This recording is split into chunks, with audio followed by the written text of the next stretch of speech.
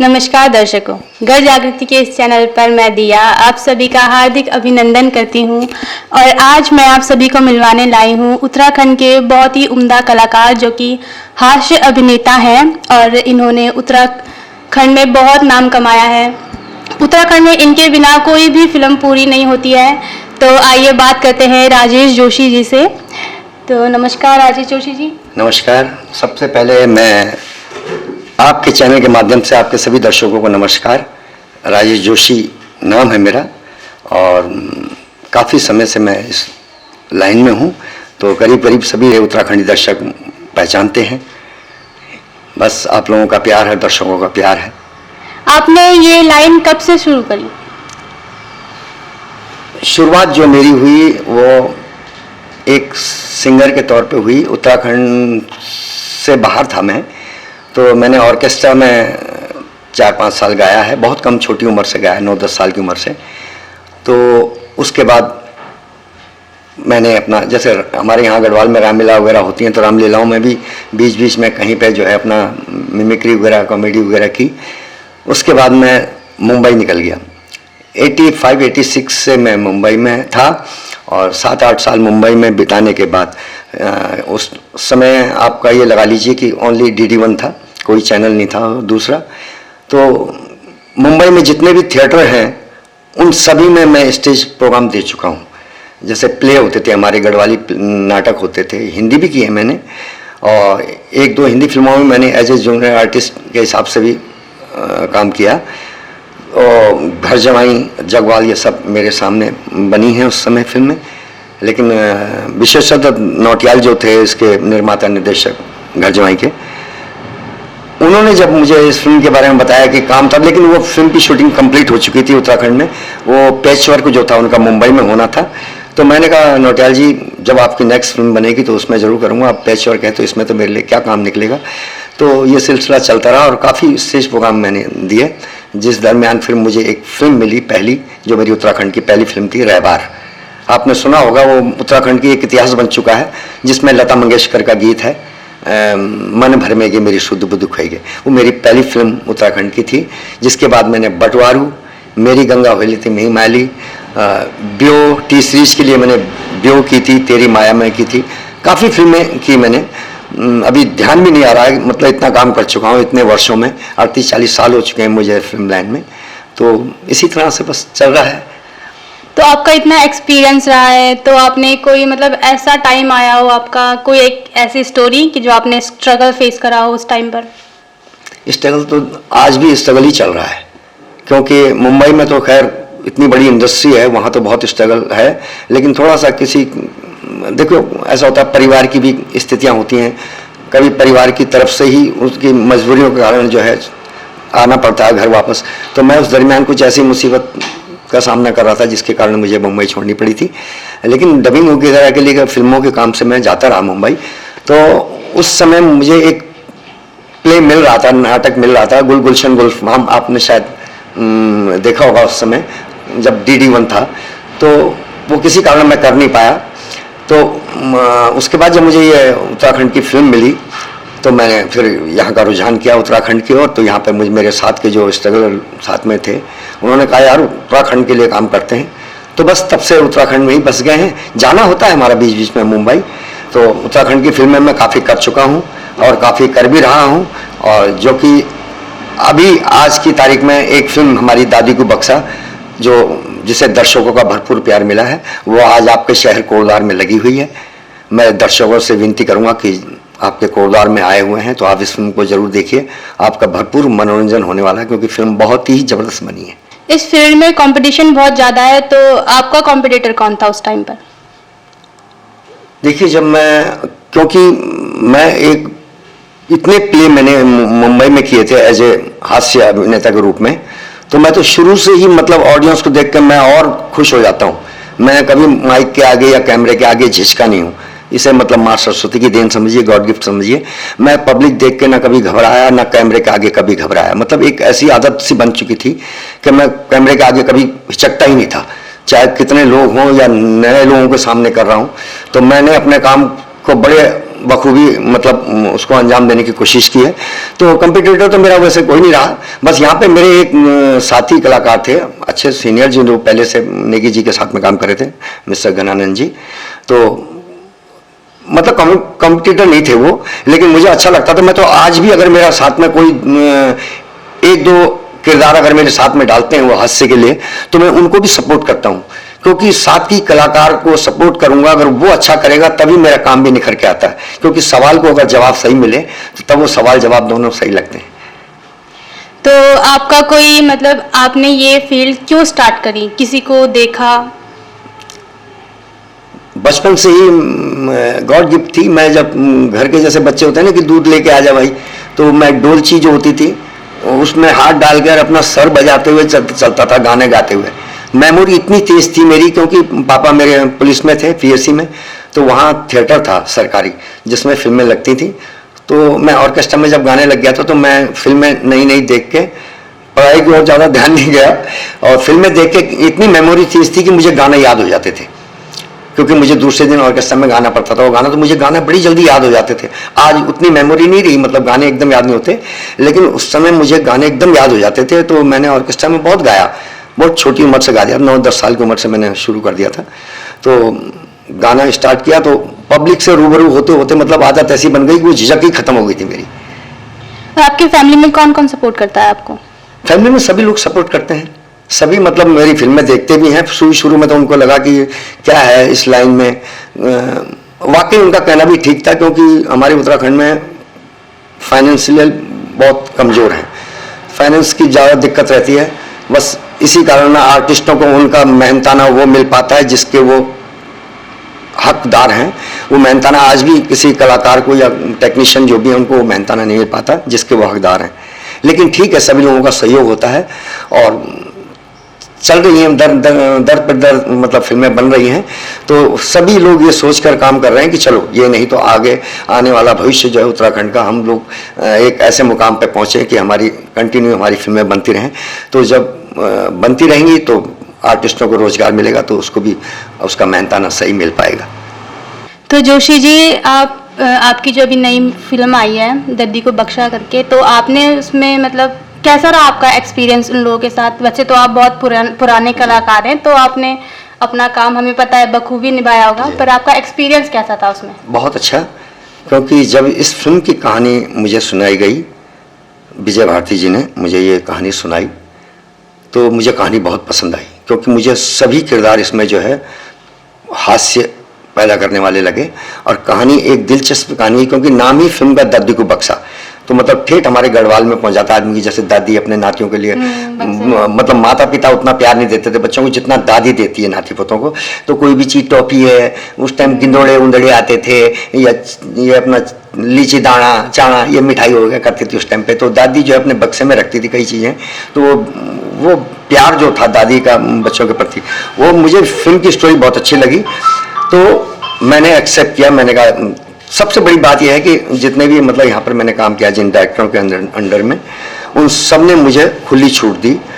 वो जानते हैं कि मैं कहाँ तक जा सकता हूँ अपने एक्ट में, तो वो मुझे मेरी एक्ट को समझते हैं और मुझे समझते हैं वो कि जोशी कहाँ तक कर सकता है। तो वो मुझे खुली छूट देते हैं कि आप कितना कर सकते हैं, आपके लिए खुली छूट है। आप अपने सीन के अंदर क्या प्लस करना चाहते हैं वो आपके लिए खुली छूट है। तो मैं जितना हो सकता है फिल्म के पक्ष में, फिल्म की भलाई के लिए, फिल्म के प्लस के लिए वो मैं करता हूँ। वो प्रेजेंट में वो हमारी यूनिट को भी पसंद आता है, जिसे दर्शक भी बहुत पसंद करते हैं। और आप फ्यूचर में हास्य ही जो किरदार है आपके वो ही निभाओगे कि आप कोई और किरदार भी निभाओगे? बहुत अच्छा प्रश्न किया आपने। हास्य भूमिका मैंने बहुत की है, और मैंने विलन की भूमिका भी की, जो विलन मतलब कॉमेडी भी है, कॉमेडी विलन, वो भी मैंने भूमिका की थी। आपने देखा होगा बीच में एक फिल्म आई थी लिया ठुंगार, जिसे मुंबई में सुनील पटनी जी ने बनाई थी, जो तारक मेहता का उल्टा चश्मा आपका आता है, उसके बैकग्राउंड स्कोरर हैं वो। उन्होंने ये फिल्म बनाई थी लिया ठुंगार, उसमें मैंने विलन की भूमिका की थी। वो कॉमेडी भी थी और मतलब विलन का वो भी लुक दिखाना था और कॉमेडी भी थी, तो बहुत अच्छा कैरेक्टर था वो। और कॉमेडी तो मैंने बहुत की, हास्य चरित्र तो मैंने काफ़ी निभाए हैं, लेकिन ठीक कहा आपने कि बिल्कुल मेरी इच्छा करती है कि मैं अलग अलग किरदार निभाऊं, इमोशनल भी करूं और कुछ जैसे फाइट वगैरह है या विलन के किरदार या इमोशनल सीन है वो भी करूं। अभी मेरी एक फिल्म आई थी पितृकोड़ा, अगर आपको समय लगे तो आप देखिएगा, यूट्यूब पे डाल चुके हैं उस फिल्म को हम। उसमें मेरा बिल्कुल अलग किरदार है जिसके 3-4 शेड हैं। पहले आपको उसका हास्य लगेगा, फिर थोड़ी देर में आपको कुछ सीनों के बाद वो आपको एक विलन की झलक उसके अंदर नजर आएगी कि एक ऐसा विलन जिसने हो सकता है उसने मारा है उस परिवार के मालिक को और मकान पे कब्जा किया है। तो पूरा गांव जब उसको इसी दृष्टि से देखता है कि यही है वो उसका कातिल। लेकिन जब फिल्म के एंड में जाते जाते आप देखेंगे तो लास्ट में जब फिल्म का क्लाइमैक्स होता है तो उसमें खुलता है तो वो एक बहुत ही सभ्य इंसान निकलता है, वो जो किरदार है उसमें। तो वो पूरे पब्लिक और पूरे दर्शकों की सिंपैथी उसके अंदर जाती है, वो किस तरह से उस परिवार की देखभाल करता है, वो क्या कारण था कि वो किसी को नहीं बता पाता है, जो भी जिसके कारण उसको वो लांछन लगते हैं कि ये मर्डर इसने किया है। जब वो बात खुलती है तो पूरी पब्लिक का रुझान उसकी तरफ आता है और पब्लिक का प्यार उस कैरेक्टर को मिलता है। तो मैं अलग अलग किरदार करना चाहता हूँ, बिल्कुल करना चाहता हूँ, और मैं ये नहीं चाहता कि मैं एक ही चीज़ में बंद के रह जाऊँ। मैं चाहता हूँ कि मेरे डायरेक्टर, मेरे प्रोड्यूसर, मेरे राइटर मुझे एक अलग अलग भूमिका दें जिसके साथ मैं न्याय करने की पूरी कोशिश करूँगा। यही मेरी कोशिश रहेगी। जोशी जी, आपने इतने सारे लोगों के साथ काम किया है, इतने उम्दा उम्दा कलाकारों के साथ काम किया है, तो आपका सबसे अच्छा एक्सपीरियंस किसके साथ था? सभी फिल्मों में जितने भी हमारे उत्तराखंड के कलाकार हैं या जिस भी क्षेत्र में हैं, वो चाहे वो म्यूजिक लाइन से है, चाहे वो कैमरा डिपार्टमेंट से है, डायरेक्शन लाइन से है, स्टोरी लिखने में है, तो सभी लोग काफ़ी अच्छा मेहनत कर रहे हैं और साथ में काम करना भी अच्छा लगता है। लेकिन मेरी एक आदत है कि यूनिट में अगर कोई भी आर्टिस्ट साथ में जो काम करते हैं, मेरी ये आदत ही है कि मैं उनको भी सपोर्ट करता हूँ। मेरा सीन अगर ख़त्म हो चुका है और डायरेक्टर लोगों से मेरा इतना अच्छा तालमेल रहता है कि वो मुझे कभी टोकते नहीं हैं। वो बोलते हैं कि जोशी यार कहीं पे ऐसा लगे तो आप बता सकते हैं। तो अच्छा लगता है जब अपने साथी कलाकारों को कुछ अच्छी टिप्स देना कि यार ये सीन है, आप अगर इसको ऐसा करो, इसमें यही जोड़ दो तो बहुत अच्छा रहेगा। तो वो एक्सेप्ट करते हैं और बहुत अच्छा लगता है साथ में मिलजुल के काम करना, और होना भी चाहिए। एक टीम जो होती है एक परिवार का हिस्सा होती है। एक फिल्म जब हम करते हैं तो वो पूरी टीम एक परिवार का हिस्सा होती है। तो सबको मिलजुल के एक दूसरे की सहायता करनी चाहिए, एक दूसरे को सपोर्ट करना चाहिए, और एक दूसरे से आदमी सीखता भी है। ये कला है तो कला तो एक किस्म से समुद्र है। कला तो कभी आदमी परिपक्व नहीं हो सकता, जीवन भर सीखना ही है। तो मैं भी अगर किसी नई यूनिट में नए लोगों के साथ में जाता हूँ तो उनसे मुझे भी कुछ सीखने को मिलता है, क्योंकि कोई कैरेक्टर मुझे देखने, क्योंकि हम हास्य के रूप में हैं तो हमारी नज़र बहुत पहले जाती है कि यार ये कैरेक्टर किस टाइप से बात कर रहा, तो हम क्यों ना इस कैरेक्टर को अपने अंदर ढाल के और ये मैं पेश कर दूँ पर्दे पे। तो ये है, अच्छा लगता है मतलब नए लोगों के साथ में। अब काफ़ी मेहनती लड़के हैं। दादी का बक्सा में भी देखा जाए तो पूरी टीम हमारी बहुत अच्छी थी, सभी आर्टिस्टों ने बहुत अच्छा काम किया है। कुछ एक दो नए कलाकार भी थे जिनको मतलब साथ में काम करने से उनको सपोर्ट मिली तो वो अच्छा काम कर गए।